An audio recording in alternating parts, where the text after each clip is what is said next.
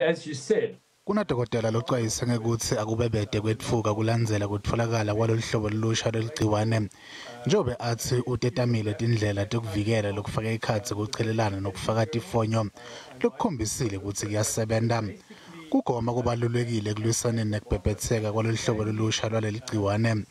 Kepha abantu labangedluli kwamaphesenti lange-50 labaneminyaka leli-18 kuya kule nge-34 bafuna umsebenzi kakhulu kundlula lokugoma. We've got to find ways to address that norm and show that that God sometimes provides by providing scientific answers as well to some of the challenges. And then finally, in the younger age group, and I think that we have to confront this reality over the course of the next 3 months. We have a very disaffected group of people who quite honestly saying to us they're angry, they're hungry, jobs before jabs. Umkhakha wetimayini nawo ubukane netinkinga nakufika ekugomeni tisebenzi. Nanoma kunjalo ukhonela kulisana nako ngekuletha tikhungo tekugoma tfutane naletisebenzi. We have 75 primary sites, and we take the vaccination stations to people and make it a little bit inconvenient not to go to them.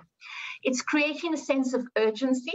It's not this never-ending deadline. You know, you can get vaccinated at some time in the future. It's about making it happen now. Labanye bosolwati bakholela kutsi kuphocelela bantfu bagome kute bangene kuletinye tindzawo kungasita.